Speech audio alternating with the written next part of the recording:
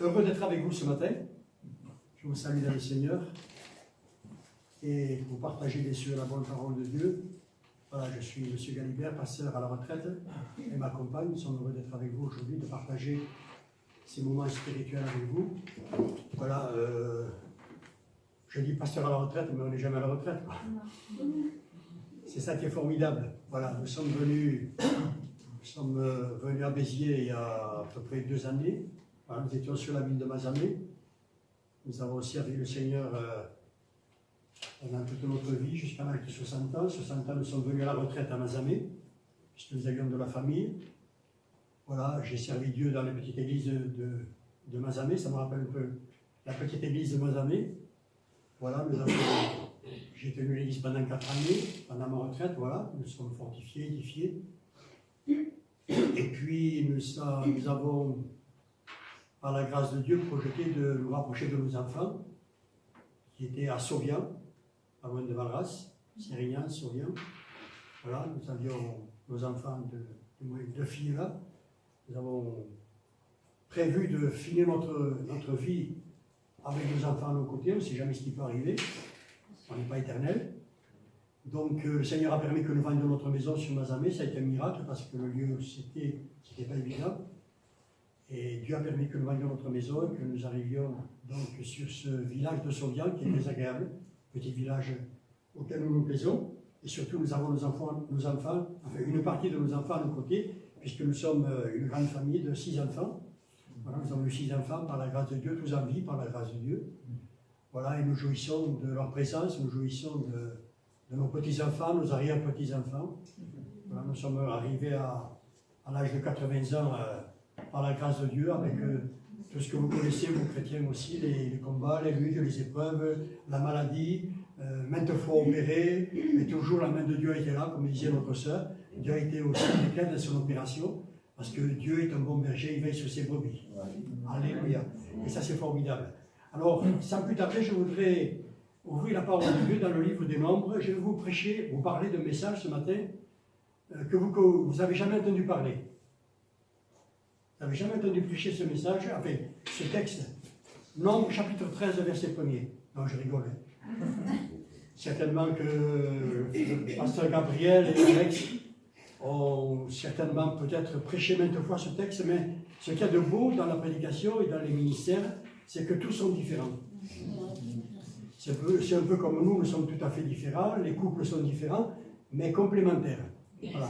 Et ça, c'est beau, parce que j'ai le privilège d'être à Béziers, d'écouter la parole de Dieu avec Gabriel, avec Alex, avec les anciens qui prêchent, et c'est toujours édifiant et enrichissant, parce que nous sommes différents, la parole de Dieu ne change pas, hein, mais les hommes que Dieu a appelés au ministère sont tout à fait différents. Il y a des hommes éloquents, il y en a qui le sont moins, il y en a qui sont érudits, il y en a qui le sont moins. Enfin bref, il y a une diversité extraordinaire. Et je crois que ce qui est bien pour nous, pour le chrétien, c'est de retirer de chacun ce qu'il peut apporter de la part de Dieu. Parce que nous ne sommes pas là pour parler de Dieu, je le dis. Hein. On n'est pas là pour parler de Dieu. On est là pour parler de la part de Dieu. C'est différent, hein. Parce que parler de Dieu, c'est facile. Hein. Tout le monde parle de Dieu. Enfin, il y a des gens religieux même qui parlent de Dieu et qui ont une vie complètement dissolue. Vous voyez ce que je veux dire, hein? Voilà. Alors que là, parler de la part de Dieu, c'est autre chose, parce qu'il faut être en relation avec Dieu soi-même, il faut avoir cette communion intime avec Dieu tous les jours, il faut avoir ce relationnel avec Dieu, et puis surtout recevoir de lui la pensée et la révélation. Voilà. Alors je voudrais faire, excusez-moi le mot, un petit pot pourri. J'aurais beaucoup de choses à vous dire, beaucoup de messages, mais j'ai essayé de le consigner dans ce message de ce matin, Nombres chapitre 13, verset 1er. Vous connaissez tous ce passage. Alors, je pourrais ajouter ceci, c'est que nous, on vient d'une petite assemblée, on arrive à Béziers, ma femme, et c'est une assemblée, disons, un peu plus grande. Hein. Ça ne sera jamais assez grand pour Dieu. Hein. Des fois, j'entends des pasteurs qui disent que c'est une grande assemblée. Quand on va dans d'autres pays, c'est 8 000, 9 000 chrétiens dans les églises. Nous on dit 400, 300, 500, c'est une grande assemblée. Moi je modère mes mots parce que je me dis c'est une assemblée tout au quoi. Hein. Voilà. Et c'est pas évident, hein, quand on arrive dans une petite assemblée et qu'on arrive dans une assemblée comme Béziers, ben, je le dis toujours et je le maintiens, c'est pas évident. Même nous pasteurs, parce qu'on ne connaît pas, une petite assemblée c'est familial, hein, on se connaît, on s'embrasse les uns les autres, c'est familial, mais une grande assemblée c'est différent, on ne se connaît pas, il faut du temps pour arriver à se connaître, à se découvrir, à s'apprécier, etc. C'est pas évident, donc il faut prier pour ceux qui parfois arrivent dans des assemblées comme ça, c'est pas évident. Allez, l'Éternel parle à Moïse et dit, envoie des hommes pour explorer le pays de Canaan, que je donne aux enfants d'Israël. Voilà une parole de Dieu. Ce pays, je le donne. C'est Dieu qui parle, hein? Ce n'est pas un homme qui parle. Hein? Parce que les hommes, ils donnent, ils reprennent. Hein? Vous savez ça. Hein? Il dit que Dieu dit, je le donne, ce pays, je vous le donne. Et je poursuis ma lecture, donc, un peu plus loin, au verset 16 à 33. Excusez-moi, c'est un peu long, mais bon, c'est nécessaire, vous allez voir pourquoi. Tels sont les hommes que Moïse envoya pour explorer le pays. Moïse donna à Osée, fils de Nun, le nom de Josué, Moïse les envoya pour explorer le pays de Canaan, et leur dit, montez ici par le midi, et vous monterez sur la montagne. Vous verrez le pays, ce qu'il est, et le peuple qui habite, s'il est fort ou faible, s'il est petit ou grand, ou en grand nombre, ce qu'est le pays où il habite, s'il est bon ou mauvais, ce que sont les villes où ils habitent, si elles sont ouvertes ou fortifiées, ce qu'est le terrain, s'il est gras ou maigre, s'il y a des arbres ou s'il n'y en a point. Ayez bon courage et prenez des fruits du pays. C'était le temps des premiers raisins. Ils montèrent, ils explorèrent le pays, depuis le désert de Tine jusqu'à Réo, sur le chemin de Hamad. Ils montèrent par le midi et ils arrivèrent jusqu'à Hébron, où étaient Abiam, Séchaï, Talmaï, enfants d'Anak. Hébron avait été bâti 7 ans avant Soan en Égypte. Ils arrivèrent jusqu'à la vallée d'Eshcol, où ils coupèrent une branche de vigne, avec une grappe de raisin, qu'ils portèrent à deux au moyen d'une perche. Vous voyez un peu le tableau? Il n'y en a pas ici, j'ai dit comme ça. Hein? Ils prirent aussi des grenades et des figues. On donna à celui le nom de vallée d'Eshcol, à cause de la grappe que les enfants d'Israël y coupèrent. Il n'y a personne qui chaîne dans une voiture, non? Parmi nous? Quelqu'un qui n'est pas content. À leur arrivée, ils se rendirent auprès de Moïse et d'Aaron et de toute l'assemblée des enfants d'Israël à Kadesh dans le désert de Param. Ils leur firent un rapport ainsi qu'à toute l'assemblée et ils leur montrèrent les fruits du pays.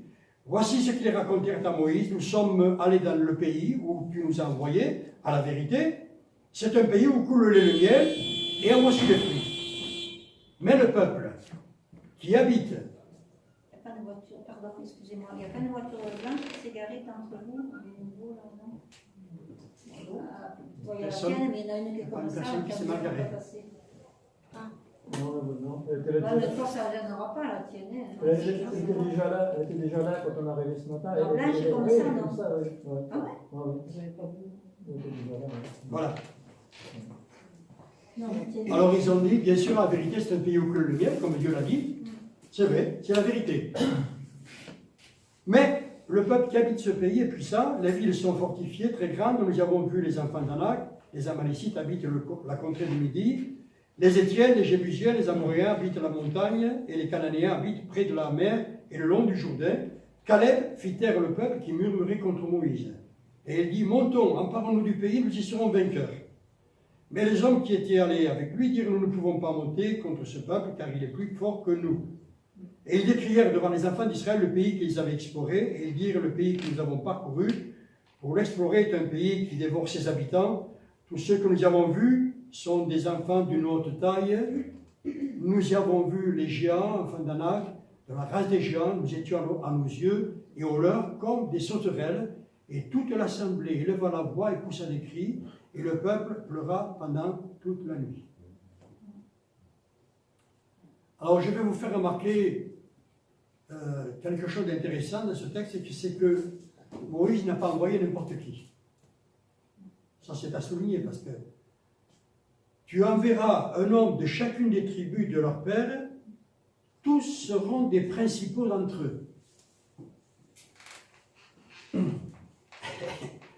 Et vous savez comme moi que ce texte nous raconte que 10 parmi les 12, qui étaient des principaux d'entre eux, ils ont failli à leur tâche, à leur mission. Il n'y en a que 2 qui sont sortis du lot, c'est Josué et Caleb. On en parlera tout à l'heure. Alors bien sûr, ce récit nous rapporte, comme le livre de Josué, la conquête du pays de Canaan. Donc ce peuple va confier à Israël, Dieu va confier à Israël une mission. Une mission. La conquête du pays de Canaan.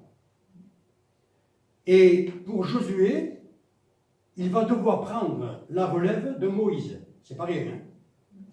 Il va devoir prendre bon, il a vécu à ses côtés quand même, hein? Il a vu ce que Moïse faisait, comment il s'y prenait. Bon, il a été à la bonne école. Mais quand même, il va prendre la relève de Moïse qui est décédé, hein? C'est pas rien pour conduire tout ton peuple. C'est pas évident, hein? Bon, ça me fait penser, entre parenthèses, à nos chefs qui nous gouvernent. Conduire un pays, c'est pas évident, hein? Bon, il y en a qui sont plus doués que d'autres, hein? Si on tombe sur les plus doués, c'est mieux. Si on tombe sur les mauvais, ben, on va en payer les pots cassés, quoi. Mais c'est vrai que c'est pas évident. Pour Josué, ça n'a pas été évident. Mais nous allons voir quelque chose de très intéressant ce matin. Donc ils sont partis, une mission que Dieu leur confie, pour explorer le pays. C'est une terre inconnue, vous l'avez vu comme moi. Allez voir s'il y a des arbres, s'il n'y a pas des arbres. Allez voir s'il y a de l'eau, s'il n'y a pas de l'eau, etc. S'il y a des fruits, s'il n'y a pas de fruits. Donc ils sont partis pour explorer le pays, envoyés par Moïse, oui. Et puis, c'est une terre inconnue. Terre inconnue. Découverte de tout ce que Dieu a prévu et préparé. Ils vont être amenés dans cette mission à découvrir tout ce que Dieu a prévu et préparé. Parce que Dieu n'est pas comme nous, il n'est pas pris au dépourvu, Dieu. Hein? Dieu a tout prévu et Dieu a tout préparé. Alléluia. S'il a dit je vous donne le pays, il a tout prévu et préparé. Amen. Nous avons un Dieu prévoyant. Amen. Contrairement aux hommes. Hein? Ensuite, le deuxième point que nous trouvons dans ce verset, je repasse rapidement pour parler d'Israël, et ça nous rapportera plus tard à nous, peuple de Dieu. Il est parlé du courage. Il parle du courage, verset 20. Ce qui a le terrain, s'il est grand ou maigre, s'il y a des arbres ou s'il n'y en a point, ayez bon courage et prenez des fruits du pays. Ayez bon courage. Dimanche dernier, le pasteur Sandra, qui était de passage, avant de partir en Inde pour une mission, nous a parlé du courage. Je ne sais pas si vous étiez au culte, il a parlé du courage, c'est vrai. Il faut être courageux, chrétien. Il faut avoir du courage. Le courage. D'ailleurs, quand on lit le chapitre 1er de Josué, quand Dieu lui dit à Josué qu'il va prendre la relève de Moïse, décédé, il va lui dire fortifie-toi, hein, à 2 reprises. Dans le chapitre 1er, fortifie-toi et prends courage. Voilà, le deuxième point, c'est le courage. Le troisième point, c'est la foi en Dieu, dans ce texte. Ce qui vient de Dieu, je vous donne le pays. Voilà. Parole de Dieu. Donc, à ne pas douter, hein, parole de Dieu. Je vous donne, dit Dieu, ce pays. Mais il va y avoir quelque chose, c'est le mais humain. Il y a je dirais ce qui vient de Dieu, le oui, mais il va y avoir, on va le voir tout à l'heure, il va y avoir le mais humain. Le mais humain, ce qui vient de l'homme, verset 28, mais, à la vérité c'est le pays où coule le miel, mais, le peuple qui habite le pays est puissant, les villes sont fortifiées, très grandes, nous avons vu des enfants d'un arc des géants. Voilà. Alors nous sommes en présence dans ce texte de quelque chose, deux points très importants. La première, c'est la vérité. Nous l'avons lu. À la vérité, ils sont revenus, oui. À la vérité, c'est un pays où coule le miel. Dieu a dit vrai. Dieu a dit vrai. À la vérité, c'est un pays où coule le miel. Ça, c'est, je dirais, entre guillemets, c'est les points d'exclamation, c'est le positif dans notre vie chrétienne. On va en parler tout à l'heure. Et puis, il y avait aussi la réalité.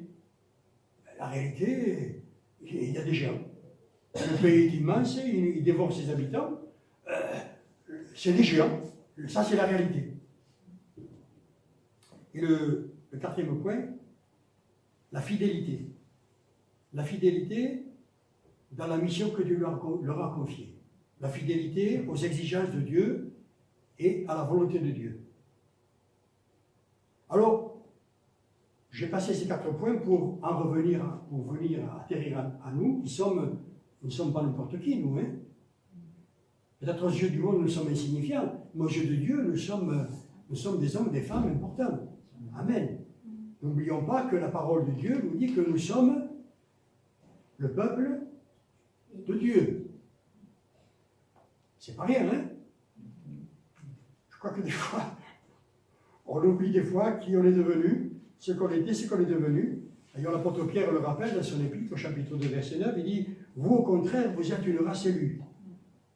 Vous êtes un peuple acquis, une nation sainte, afin que vous annonciez les vertus de celui qui vous a appelé des ténèbres à son admirable lumière. Vous qui autrefois n'étiez pas un peuple, et qui maintenant êtes le peuple de Dieu. » Wow.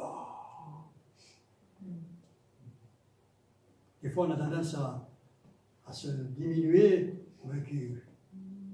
Non, frère, sœur, nous sommes le peuple de Dieu. Israël, c'est le peuple élu. Nous sommes le peuple racheté. Alléluia. Nous sommes appelés de par Dieu, comme Israël était le peuple de Dieu. Nous sommes, nous aussi, chrétiens aujourd'hui. En 2019, nous sommes le peuple de Dieu.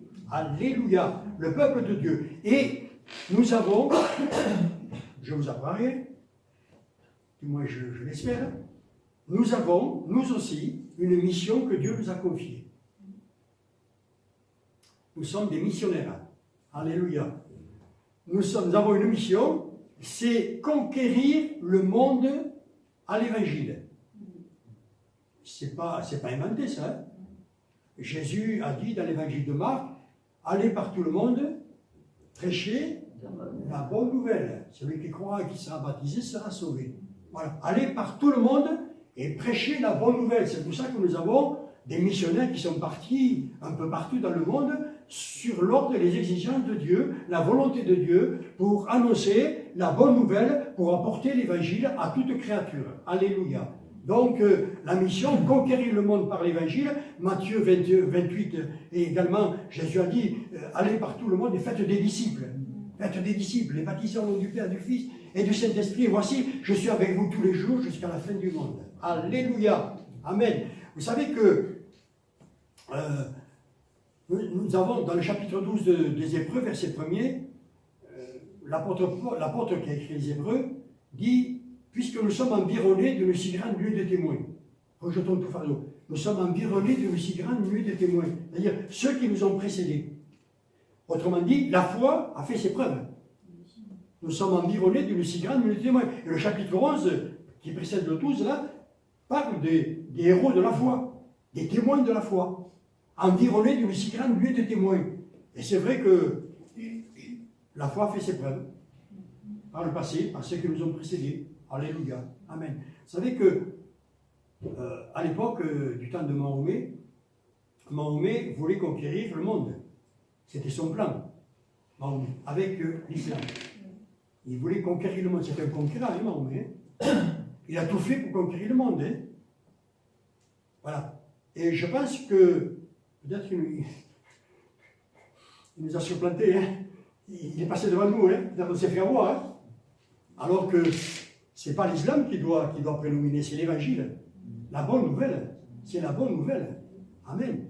Allez prêcher partout la bonne nouvelle. Allez annoncer le message de l'évangile. Et l'évangile, c'est Jésus-Christ. Amen. L'évangile, c'est Jésus-Christ. Alléluia. Voilà, il n'y en a pas d'autre. Il n'y en a qu'un évangile. Hein. Donc nous sommes... Dieu nous a confié à vous et à moi, à l'Église aujourd'hui, au peuple de Dieu d'aujourd'hui, Dieu nous a confié une mission, conquérir le monde pour l'évangile. Alléluia. Donc nous sommes des explorateurs et nous allons souvent en terre inconnue. Hein? On ne sait pas ce qui va nous attendre, on va distribuer des prospectus, on va parler à quelqu'un, on va témoigner. Bon, on part à l'explorateur, on part en terre inconnue. Hein? Vous ne savez pas ce qu'il leur arrive, eux. Voilà. On part à l'explorateur, on part en terre inconnue. Et d'ailleurs, l'apôtre Paul, dans la première aux Corinthiens, dira au chapitre 4, verset 1er, 1 Corinthiens chapitre 4, verset 1er, ainsi qu'on nous regarde comme des serviteurs de Christ. non pas comme des bêtes bizarres, hein, qu'on nous regarde comme des serviteurs de Christ et des dispensateurs des mystères de Dieu. Qu'on nous regarde comme des dispensateurs des mystères de Dieu. Que les gens soient étonnés quand on leur apporte la parole. Parce que nous sommes les dispensateurs des mystères de Dieu. Amen. Le monde vit comme nous étions autrefois nous-mêmes dans l'incrédulité, dans l'ignorance, dans les ténèbres.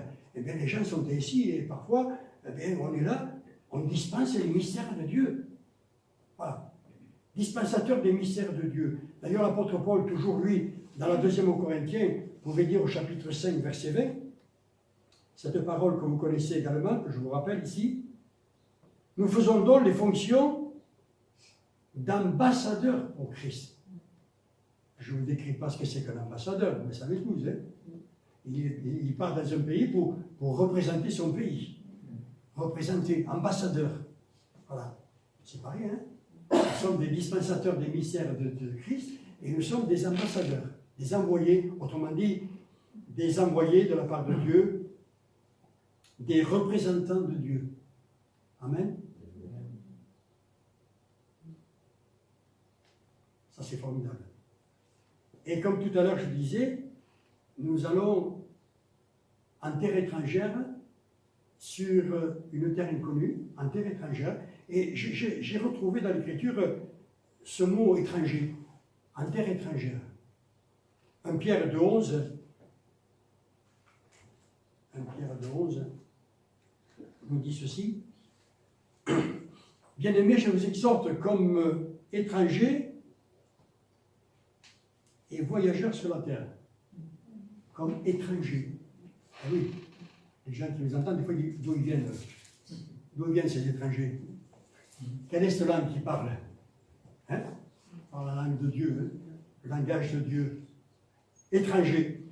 L'Épître aux Hébreux aussi nous le rappelle, dans le chapitre 11 de la foi, L'Épître aux Hébreux, chapitre 11, verset 13, il dit ceci dans ce verset.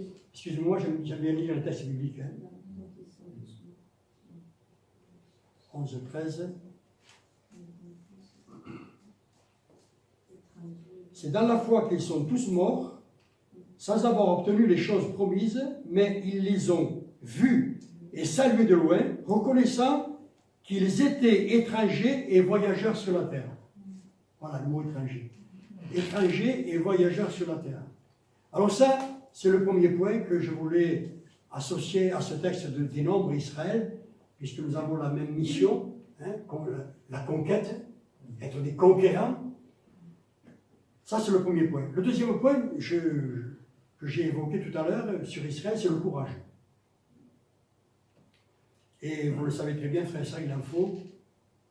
Nous en avons du courage parce que nous nous fortifions dans le Seigneur. Vous savez, moi je vois des fois des gens autour de moi, des gens qui sont affligés, alors ils leur tapent sur l'épaule, allez, courage, ça va aller, ça va s'arranger, courage. Ça, c'est des mots, hein. Ça, c'est des mots. On ne peut pas avoir du courage si on n'a pas une source d'énergie. Et c'est pour ça que la parole de Dieu me dit, Moïse dit, enfin Dieu dit à Josué, fortifie-toi et prends courage. L'Épître aux Éphésiens dit, fortifiez-vous dans le Seigneur. N'oublions pas que Dieu est notre source d'énergie renouvelable. Alléluia. Dieu est notre source d'énergie renouvelable. À quel autre ayons-nous qu'à lui? C'est lui notre source d'énergie. C'est lui qui nous fortifie. Et c'est ainsi qu'en nous fortifiant, eh bien, nous prenons courage. Il n'y a pas de courage sans se fortifier en qui ou en quoi que ce soit. Il n'y a pas de courage, c'est pas vrai. Ce n'est pas les tapes sur l'épaule qui vont nous donner du courage.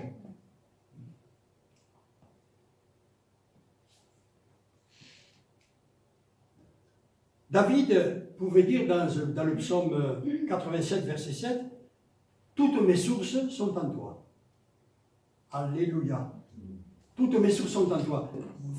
La plupart d'entre vous ici présents, vous avez passé certainement comme moi des moments difficiles dans votre vie, même dans votre vie chrétienne. D'ailleurs, Jésus l'a dit, vous aurez des tribulations dans le monde, mais prenez courage, j'ai vaincu le monde, a dit Jésus. Alléluia. Et lui aussi nous rappelle, prenez courage. j'ai vaincu le monde. Voilà, on se fortifie, on prend courage parce que Jésus a vaincu le monde. On sait que Jésus a vaincu le monde. On s'appuie sur la victoire de Christ. Alléluia. Toutes mes sources sont dans toi. Et il en a vu de toutes les couleurs, lui aussi. Hein.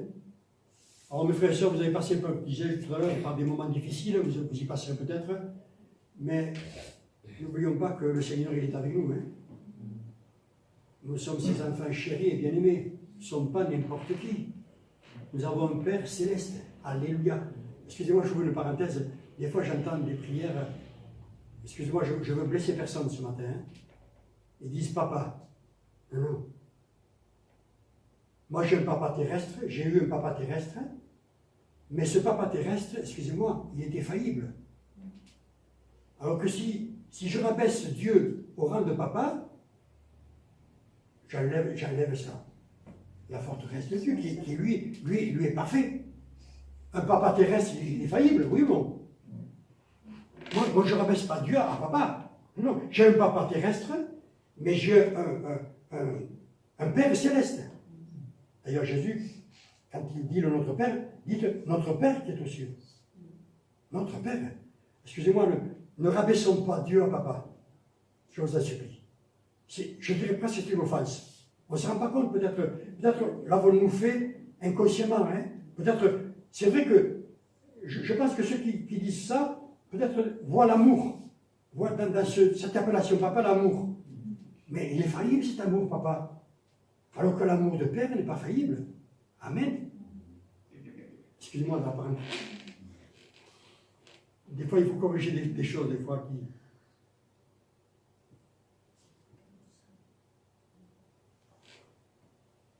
Jésus donc disait tout à l'heure, vous aurez des tribulations dans le monde, mais prenez courage, et j'ai vaincu le monde. Lors de ma conversion, de notre conversion à Dieu, vous avez pris position, n'est-ce pas, pour Dieu, et il en est ainsi, et il en sera tout au long de notre vie chrétienne, où nous aurons toujours à prendre position pour Dieu. Toujours, nous aurons à prendre position pour Dieu. Et puis, n'oublions pas que l'apôtre Paul aux Philippiens, chapitre 2, verset 12, dit « Je travaille à mon salut avec crainte et tremblement. » Ça veut dire quoi ça? Je travaille à mon salut. Je n'ai pas le salut? Si. Je travaille à mon salut avec crainte et tremblement. Je le perfectionne, mon salut. Alléluia, je suis sauvé, amen. J'ai la conviction, je suis sauvé. Enfin, la conviction, excusez-moi, je n'aime pas ce mot. J'ai la certitude. On dit, je sais en qui j'ai cru. Voilà. C'est plus fort la certitude que la conviction. Hein, parce qu'on peut avoir une conviction et être dans l'erreur. Saul de Tarse était convaincu qu'il était vrai et il était dans l'erreur. Moi, j'aime mieux le mot certitude. Je sais en qui j'ai cru. Voilà. Je suis sauvé, c'est vrai. Donc, quand la Bible dit que nous devons travailler à notre salut avec crainte et tremblement, ça veut dire que nous devons perfectionner notre salut. Le perfectionner. Comme dit l'Écriture, devenir meilleur avec le Seigneur. C'est ce que nous avons à faire dans ce salut merveilleux. Le troisième point, c'est la foi. La foi. La foi, excusez-moi, hein, c'est une vraie richesse, la foi. C'est une vraie richesse. Dieu a choisi les pauvres du monde pour qu'ils soient riches à la foi. Si nous avons la foi, nous sommes les plus riches que la terre peut porter. Alléluia. Parce que la foi peut tout. Tout est possible à celui qui croit. Alléluia. Donc, la foi, c'est la plus belle des richesses. Et, comme dit l'Écriture dans l'Épître aux Hébreux, c'est une ferme assurance. Des choses qu'on espère, une démonstration de celles qu'on ne voit pas. La foi vient, dit l'Épître aux Romains, de ce que l'on entend. Ce que l'on entend est dans la parole de Christ. L'Épître aux Hébreux dit, aujourd'hui, si vous entendez sa voix, n'endurcissez pas votre cœur. Donc, c'est l'apôtre Paul qui dira, si je vis dans la foi, je vis dans la foi au Fils de Dieu qui m'a élevé. Si je vis dans la foi. Frères et sœurs, nous vivons dans un monde de plus en plus pollué. Nous respirons mal. Nous sommes dans la pollution complète. Notre monde est en train de s'étouffer. Dans la pollution à tous les niveaux. C'est pour ça que j'aime l'expression de Paul qui dit, si je vis non pas par la foi, mais je vis dans la foi. Je vis dans cette atmosphère de foi. Amen. Je respire la foi. Alléluia. Je m'entretiens de la foi. Je vis dans la foi au Fils de Dieu qui m'a aimé. Et nous allons le voir tout à l'heure, la foi, elle nous fait prospérer. Contrairement aux 10 espions, la foi, elle nous fait prospérer. C'est le cas de Caleb et de Josué. Quand on lit leur livre, leur histoire, Caleb est arrivé à 85 ans et il dit encore à Dieu, donne-moi encore cette montagne. Ils veulent encore au combat à 85 ans. Il faut le faire, hein, Caleb. Et Josué, vous le savez, il a pris la relève du peuple, il a conduit le peuple dans la conquête du pays de Canaan. Alléluia. La foi nous fait prospérer. Fortifie-toi et prends courage. C'est ainsi que tu réussiras, dit Dieu, et que tu prospéreras. Alléluia. Dans le premier chapitre de Josué. Donc la foi, elle fait prospérer, elle nous fait aller de l'avant, contrairement aux 10 espions qui ont fini mal leur vie. Vous savez, ils ont bien commencé les espions, hein. Ils sont partis tous du même pied. Mais vous savez, frères et sœurs, vous le savez comme moi, ce n'est pas le départ qui compte, c'est l'arrivée. Hein. Ils sont bien partis tous. Moi je connais des pasteurs, des chrétiens qui sont bien partis, mais ils ne sont pas arrivés. Ils sont tombés en route. Que celui qui est debout prenne garde de tomber, a dit Jésus. Hein? Que celui qui est debout prenne garde de tomber. Et vous avez remarqué, je reviens à ce texte, c'est pas n'importe qui que Moïse a choisi. C'est des principaux du peuple. Des principaux d'entre eux. Disons des gens qui, comment dire, ils avaient confiance en eux. Des gens qui, excusez-moi, ils avaient fait de la route déjà. Eh bien, c'est 10. Sur les 12, il y en a 10 qui ne sont pas arrivés. Quel drame! Quel drame! Alors que la foi, eh bien, de Josué et de Caleb les a fait arriver jusqu'au bout. Alléluia! La foi de Josué et de Caleb les a rendus prospères et efficaces.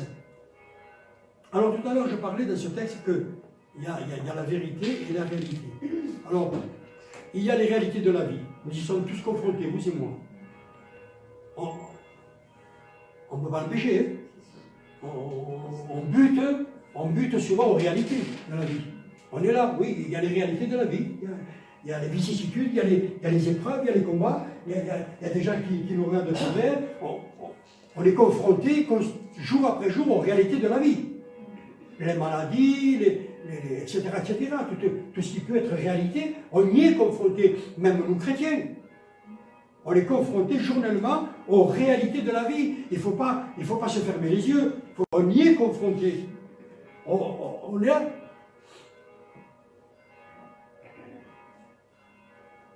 Mais il y a la vérité de Dieu. Alléluia. Il y a les réalités, c'est vrai, mais il y a la vérité de Dieu. J'appelle ça les points d'exclamation.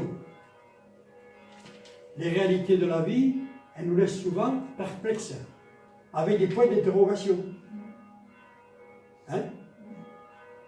Ça m'a interpellé le jour en allant à l'église, il y a la zone là, et après avant le garage Toyota, il y a un grand mur d'enceinte d'une entreprise de matériaux, et sur ce mur d'enceinte, tout le long, il y a des grands points d'interrogation. Oh, ça fait tilt. J'en ai fait un poème même. Je n'ai pas le temps de vous le lire ce matin. Des points d'interrogation. Et ça m'a interpellé, je me suis dit, mais le monde vit dans les points d'interrogation. Oh, certes, nous, chrétiens, nous en avons aussi quelques points d'interrogation. Hein? Oui, on en a encore quelques-uns. Mais ce qui doit dominer dans notre vie, c'est les points d'exclamation. Il est écrit. Je sais à qui j'ai cru. Nous avons les promesses de Dieu. Ça, c'est les points d'exclamation que nous devons pousser chaque jour. Alléluia. Les points d'exclamation. Dieu est avec nous. Je suis avec vous tous les jours jusqu'à la fin du monde. Alléluia. Dieu est avec nous. Ces promesses, elles sont pour nous. Et nous avons besoin, frères et sœurs, par la foi, quels que soient nos âges, nos conditions de vie, nos années de conversion, nous avons besoin chaque jour de prendre possession des promesses de Dieu. Prendre possession de ce qui nous appartient. Prendre possession des acquis en Jésus-Christ à la croix du Calvaire. Nos péchés sont pardonnés. Toutes nos maladies ont été vaincues à la croix du Calvaire. Alléluia. Et nous avons besoin en tant que chrétiens de veiller sur notre foi. Alléluia. Et de prendre possession. Vous savez, dans le livre de Josué, il est écrit dans... Excusez-moi. Le livre de Josué. Dans le chapitre 21. Josué 21. 43.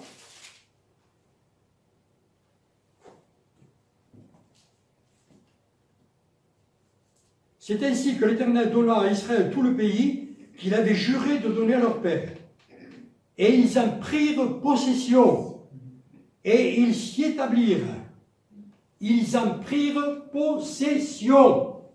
C'est la foi qui nous permet de prendre possession des promesses de Dieu, des acquis en Jésus-Christ, à la croix du Calvaire. C'est par la foi. Alléluia. La foi dans les promesses de Dieu. Contrairement aux 10, vous avez, excusez-moi, vous avez vu comment ils finissent les 10? Les hommes que Moïse avait envoyés pour explorer le pays et à qui le retour avait fait murmurer contre lui toute l'assemblée en décriant le pays, ces hommes qui avaient décrié le pays moururent frappés d'une plaie devant l'Éternel. Josué, fils de Nun, et Caleb, fils de Jephuné, restèrent seuls vivants parmi ces hommes qui étaient allés pour explorer le pays. Vous avez vu comment ils ont fini? Ils moururent frappés d'une plaie devant l'Éternel. Pourtant, c'était les principaux, hein? Eh bien, ils ne sont pas arrivés au bout. Parce qu'ils ont douté de Dieu. Je peux douter de moi, mais pas de Dieu. Je peux toujours douter de moi, mais pas de Dieu. Parce que ce qu'il dit, ça met l'accompli. Ce qu'il a promis, il le réalisera. À la lettre. Alléluia. Je termine avec le dernier point, la fidélité. J'aurais pu vous prêcher que là-dessus aussi. La fidélité. Dans le livre de Josué, chapitre 1er, vous connaissez ce chapitre, ce livre de Josué, il est merveilleux. Vous savez que la fidélité, et la Bible nous rappelle dans le psaume 50, verset 5, que ceux qui appartiennent à Dieu sont appelés, comment? On pourrait dire chrétiens, disciples, témoins, on pourrait prêcher là-dessus aussi. Hein? Ils sont appelés comment? Ceux qui appartiennent à Dieu. D'après vous. Psaume 50, verset 5. Regardez. Il est beau ce verset, moi il m'a toujours interpellé. Rassemblez-moi mes fidèles, qui ont fait alliance avec moi par le sacrifice. Ah, ça nous rappelle le sacrifice de Jésus. On a fait alliance par le sacrifice de Jésus. Et il est dit, rassemblez-moi mes fidèles. Dieu appelle les fidèles qui ont fait alliance par le sacrifice. Il les appelle fidèles. Évidemment, comme Dieu est fidèle, hein? Comme Dieu est saint, nous devons être saints. Comme Dieu est fidèle, nous devons être fidèles. Alléluia. Et je reviens à Israël. Vous le savez, quand on lit l'Ancien Testament, moi je parle tout seul des fois. Excusez-moi, quelle bande de niards. Combien de fois, sans arrêt, infidèles, murmurés, toujours contestataires, jamais contents.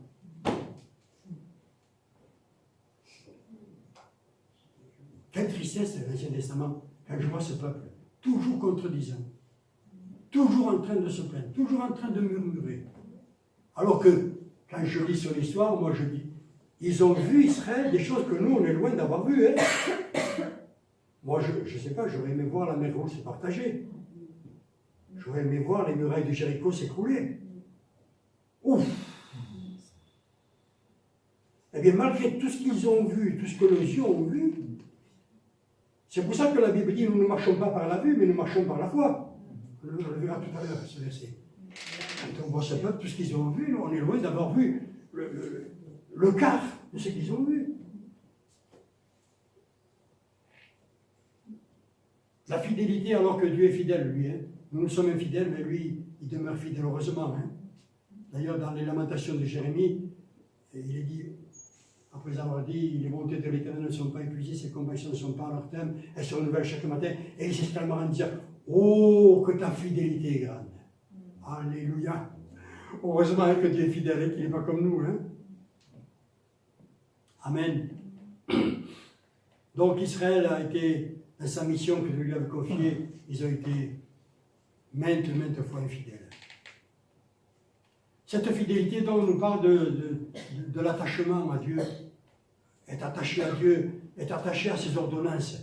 Vous savez que j'aime bien, vous avez remarqué dans le psaume 119, il est souvent dit ordonnances. Les ordonnances. Il y a les commandements, il y a les lois de Dieu, mais il est souvent parlé dans le psaume 119, vous le lirez, les ordonnances. J'aime ça, vous ne savez pas pourquoi j'aime ce mot ordonnance? Et je pense que les docteurs, ils ont puisé dans la Bible. Hein. Ordonnance. Quand vous allez au Toubib, eh ben, ils vous donnent une ordonnance. Hein. Voilà. Prescription, cachet, machin, tout ce qu'il faut, là, vous allez au pharmacien, vous allez acheter tout ce qu'il faut. Ils vous donnent une ordonnance. Qui de vous, ici, qui de nous, pourrait négliger l'ordonnance? Franchement. Vous amènez quelque part, ils vont vous donner un remède sur l'ordonnance. On va essayer. On va essayer hein, de respecter l'ordonnance, oui ou non? Après tout, on se dit c'est pour notre bien-être. Hein. Il ne fait pas ça pour m'embêter, hein, le docteur. Hein. Les ordonnances de Dieu ne sont pas là pour nous ennuyer. Hein, puisque la Bible dit que les commandements de Dieu ne sont pas pénibles pour tous ceux qui sont nés de Dieu. Les ordonnances. Ah, voilà. Donc, il est fait dans la Bible, vous savez, souvent il est fait éloge de la fidélité. Il est dit dans Hébreux 3,5 que Moïse a été fidèle dans toute la maison de Dieu. Il a été fidèle. Dans le livre de Néhémie, il est parlé de la fidélité. Dans Daniel, cet homme, il avait la réputation d'être fidèle. Ils ont essayé de le coincer par la loi de Dieu. Ils ne sont pas arrivés parce qu'il était fidèle. Alléluia. Dans l'Apocalypse aussi, la parole de Dieu vous dit dans l'Apocalypse, n'est-ce pas? Sois fidèle jusqu'à la mort. Et je te donnerai la couronne de vie. Sois fidèle. Amen. La fidélité dans notre communion avec Dieu chaque jour. La fidélité dans notre couple, dans notre foyer. Alors qu'aujourd'hui, on ne sait plus ce que ça veut dire, la fidélité. Hein. On l'a mis à la poubelle. Hein. La fidélité. Les affos, la fidélité. La fidélité dans notre propre vie, dans notre communion, dans notre attachement à Dieu. La fidélité dans notre foyer. La fidélité dans la communion fraternelle. Dans l'Église, dans l'œuvre de Dieu, la fidélité, notre attachement à Dieu, à tout ce qui vient de Dieu. D'ailleurs, nous l'avons lu tout à l'heure, dans les Corinthiens, ce qu'on demande des dispensateurs, c'est que chacun soit trouvé fidèle. Ce qu'on demande dans les dispensateurs, c'est que chacun soit trouvé fidèle. Alors, si vous avez la concordance, regardez le mot fidélité, vous verrez, il y a beaucoup de textes qui parlent de fidélité. Je vous en fais grâce. Alors, le résultat, eh bien, le résultat de cet attachement à Dieu de Josué et de Caleb, je le disais tout à l'heure, ça a été le succès. Alléluia. Ça a été la réussite. Amen. Et surtout, il y a un point qui m'a interpellé. Dans le livre de Josué, je ne sais pas si ça vous a arrêté à vous, mais lorsque Dieu dit à Josué de prendre la relève de Moïse, dans le premier chapitre, fortifie-toi, prends courage, en agissant fidèlement selon, vous voyez, en agissant fidèlement. Le mot fidèle, je peux vous pêcher que là-dessus. En agissant fidèlement, selon toute la loi que mon serviteur Moïse t'a prescrite. Ne t'en détourne ni à droite, ni à gauche, afin de réussir dans tout ce que tu entreprendras. Et dans tout ce que nous voyons ce matin, n'est-ce pas, tous ces points que nous voyons ce matin, que ce soit la mission que Dieu nous a confiée, le courage, la foi, la fidélité, eh bien, il y a un résultat. Il y a un résultat afin de réussir dans tout ce que tu entreprendras. La réussite doit être notre partage en tant que chrétien. Amen. La réussite. Et puis il y a ce point que, après que le Seigneur lui a dit tout ça, ne t'ai-je pas donné cet ordre, fortifie-toi, prends courage, ne t'effraie point, ne t'épouvante point, car l'Éternel ton Dieu est avec toi dans tout ce que tu entreprendras. Et il est dit au verset 10, Josué donna cet ordre aux officiers du peuple. Ça vous dit rien, ça? Josué donna cet ordre aux officiers du peuple. Parcourez le camp, et voici ce que vous commanderez au peuple, préparez-vous les provisions, etc., etc. J'aime bien ce verset. Josué donna cet ordre au peuple. Il a sur lui l'autorité de Dieu.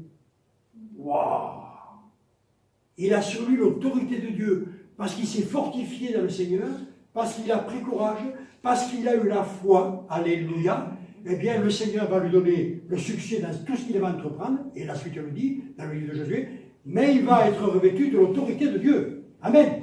Il va avoir l'autorité de Dieu. Et frère et sœurs, dans ce monde de ténèbres, dans ce monde où les ténèbres s'épaississent de plus en plus, dans ce monde où il y a de plus en plus de cartomanciennes, de gens misérables qui plongent les gens dans l'illusion, eh bien, au milieu de ce monde de ténèbres qui s'épaissit de plus en plus, nous devons avoir, nous chrétiens, l'autorité de Dieu. Alléluia. Nous devrions voir dans nos réunions des gens qui viennent posséder les démons chassés. Moi, je prie Dieu que nous voyons ces choses dans nos réunions. Alléluia. Donc vous allez dire à Dieu, Seigneur, donne-nous des jours comme autrefois. Vous vous rappelez certainement, vous frères et sœurs, qui êtes convertis depuis des années, on voyait des choses avant, excusez-moi, qu'on ne voit pas aujourd'hui. Oh Seigneur, compassion, heureusement, alléluia. Le Seigneur nous fait grâce. On voit encore des choses, alléluia. Gloire à Dieu. Mais c'est rien, excusez-moi, c'est des miettes. Moi, je veux voir de la part de Dieu, je veux voir des miracles, des prodiges, des guérisons. Je veux voir les démons chassés. Je veux voir les morts ressuscités. Je le demande à Dieu tous les jours. Il n'a pas changé, Dieu, oui, vous êtes d'accord? Alors qui c'est qui a changé? Si on ne voit plus ces choses, franchement, qui a changé? C'est Dieu ou nous? Pardonne-nous, Seigneur, fais-nous grâce. Moi, je veux voir ces choses. Je prie Dieu tous les jours, Seigneur, que nous, dans nos églises, on ne vienne pas par habitude, n'est-ce pas, comme un train-train, comme une routine, comme une religiosité, mais que dans nos réunions, d'ailleurs, excusez-moi, je voulais pas entrer. Le samedi soir, moi je suis affolé. Moi je ne suis pas devant The Voice, hein, samedi soir. Hein. Je ne suis pas devant la télévision, devant 2 heures. The Voice, qui c'est qui va chanter le plus beau là? Non, mais je ne suis pas là. Hein. Moi je suis en train de méditer, je suis en train de prier, de préparer mon cœur pour la journée de demain. Je vous prie, frères et sœurs, je vous certifie devant Dieu, qui m'entend, que si chaque chrétien, le samedi soir, se tenait devant Dieu, au lieu de se tenir devant la télévision, à regarder des bêtises qui ne tiennent pas debout, des choses qui ne nous édifient pas. Excusez-moi, hein, je suis peut-être dur, mais non, on est chrétien ou on ne l'est pas, hein, excusez-moi. Hein. Non. On prépare le dimanche, on se prépare pour aller dans la maison de Dieu. Non pas pour rencontrer Dieu. Vous venez dans la maison pour rencontrer Dieu le dimanche matin? Moi non, je ne viens pas à la maison, à l'église pour rencontrer Dieu. Je viens avec la présence de Dieu. C'est pas pareil, hein? Moi je viens à l'église, aux réunions, je viens avec la présence de Dieu. Je viens avec la présence de Dieu en moi. Je ne viens pas chercher Dieu. Je l'ai trouvé. Alléluia. Je viens avec la présence de Dieu dans mon cœur parce que je me suis préparé. Et je vous certifie, frères et sœurs, que si on se préparait le samedi soir, dans la semaine, le samedi soir en particulier, si on se préparait dans la méditation et la prière, je vous certifie que ça bougerait dans nos églises. Ça bougerait le dimanche matin. On verrait le dimanche matin la puissance de Dieu, la présence de Dieu, on la sentirait au milieu de nous.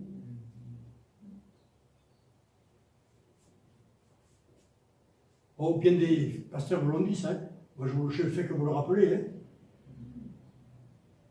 Donc, vous avez vu le résultat de ces 2 hommes qui ont tenu bon jusqu'au bout. Ces 2 hommes qui ont bravé ces 10 qui montaient le peuple. Rendez compte, il a fallu du courage, hein? Vous croyez pas? Il a fallu du courage à Josué Caleb pour affronter ces 10 pèlerins qui montaient le peuple. Il a fallu du courage. Eh bien, ils ont eu le courage, ils sont allés jusqu'au bout. Ils étaient déterminés. Alléluia. Comme Daniel qui était résolu de ne pas se souvenir avec les mains du roi. Et bien le résultat, c'est qu'il a reçu l'autorité de Dieu, et Caleb aussi. Amen. Donne-moi, Seigneur, encore à 85 ans, donne-moi cette montagne. Seigneur, je veux encore combattre, je veux encore bagarrer jusqu'au bout, jusqu'à la fin de mes jours, à 85 ans. Alléluia! Frères et sœurs, je vous dis à vous qui êtes âgés, si Dieu nous conserve la vie encore, c'est parce qu'il veut se servir de nous. Amen. C'est qu'il a besoin de nous. Il va encore nous utiliser. Alors, à cet effet, justement, je voudrais vous parler, pour conclure, vous savez, dans le livre de Jérémie, il est dit que, au chapitre 29, verset 11, que Dieu a formé sur nous des projets de paix et non de malheur. Dieu a formé sur nous des projets de paix et non de malheur. Mes frères et sœurs, si Dieu a des projets, moi j'en ai, vous en avez vous? À 80 ans, vous avez des projets, frère? Oui, à 80 ans, j'ai des projets. Bien sûr, vous avez compris, hein? Si tu le permets, Seigneur. Hein? Bien sûr. Mais, qu'est-ce qui nous fait avancer dans la vie, frère et sœurs? Franchement, qu'est-ce qui nous fait avancer dans la vie? Qu'on soit chrétien ou pas? C'est les projets. Ah ben, moi, ce qui me fait avancer, ça a toujours été les projets. Ils se font, tant mieux, gloire à Dieu, c'est du plein permis, ils ne se font pas, mais Dieu a autre chose de meilleur. Mais avoir des projets. Si Dieu a des projets, nous devons avoir des projets. Ah, même moi j'ai des projets. Vous en avez? Moi j'ai des projets de... J'en ai parlé à Gabriel de faire des prospectus, j'ai fait un prospectus, et les villages, ça se fait déjà, je ne dis pas que j'ai inventé quelque chose, mais des projets d'évangélisation, peut-être d'aller, moi je me rappelle quand j'étais à Lézignan, on avait une équipe de frères et sœurs, on allait faire toutes les fins de semaine des villages comme ça, des prospectus. On viendra, moi je viendrai le 1er à Londres, si Dieu le permet, avec ces prospectus et on fera de l'évangélisation. Des prospectus, allez, pas les mettre à la boîte aux lettres, hein, non, les donner si on peut de la main à la main.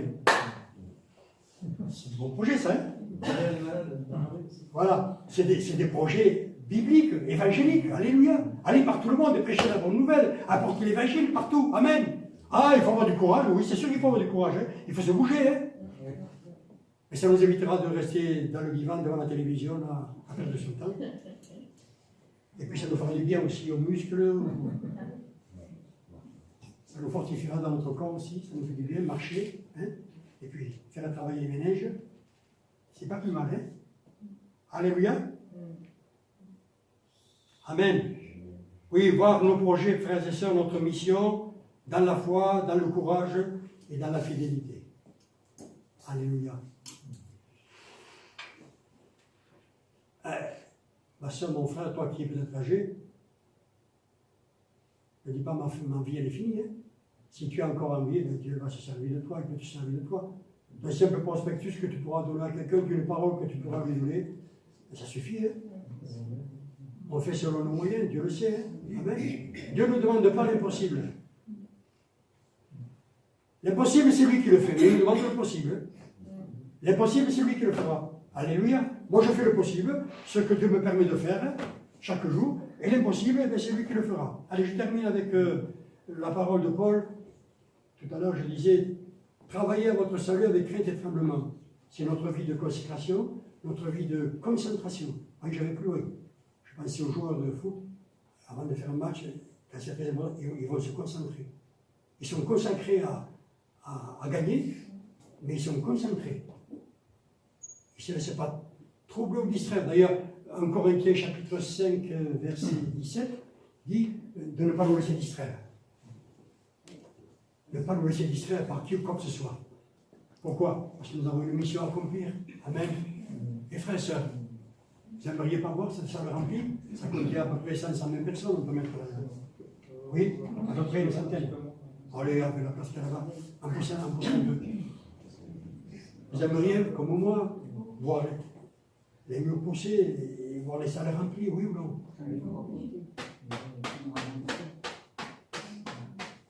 C'est à ce prix-là. Amen. C'est à ce prix-là, mes frères et sœurs. Hein? Ne faisons pas d'illusions. Hein? Dieu nous a confié une mission. Il nous faut du courage. Et le courage, nous l'avons parce que nous nous fortifions dans le Seigneur. La foi, qui ne broche pas, qui ne diminue pas, mais qui augmente de plus en plus. Alléluia. Nous courons dans la carrière ouverte et le regard sur Jésus. Amen. Et puis la fidélité. Alors, si nous respectons ces choses, eh bien, Dieu nous donnera le succès, la réussite. Et frères et sœurs, Dieu nous donnera surtout l'autorité spirituelle. N'oublions jamais ce verset 10 de Josué. L'autorité. Josué donna cet ordre. Wow, il a l'autorité. L'autorité de Dieu. C'est quand on a l'autorité de Dieu, eh bien rien ne peut l'arrêter. Hein? Amen.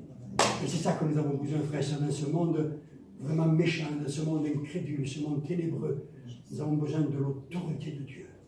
Alléluia. Pour parler aux gens, pour les amener à connaître le Seigneur. Nous avons besoin de cette autorité. Elle est indispensable, frères et sœurs. Nous la faut. Alléluia. Voilà. J'espère que je ne vous ai pas trop lassé. Que cette parole puisse la sur notre cœur. Amen. Que le Seigneur nous aide à vivre cette vie fabuleuse. Et n'oublions, mes frères et sœurs, jamais que Dieu nous a confié une mission. Nous sommes le peuple de Dieu. Nous avons une mission sacrée. Et que Dieu nous trouve courageux, à la foi et fidèles. Amen. Seigneur, nous te remercions ce matin. Et je veux te louer de tout mon cœur d'avoir pu parler librement à mes frères et sœurs. Nous voulons bannir de nos cœurs les mais, les pourquoi, les comment, les points d'interrogation. Nous voulons bannir ces mais, Seigneur. Nous ne voulons pas des mais dans notre vie, Seigneur. Mais nous voulons des paroles que tu nous donneras toi-même, des paroles de foi. Seigneur, nous voulons attacher nos cœurs à ta parole. Nous voulons vivre dans la foi, dans le courage avec toi, dans la fidélité, Seigneur. Alléluia.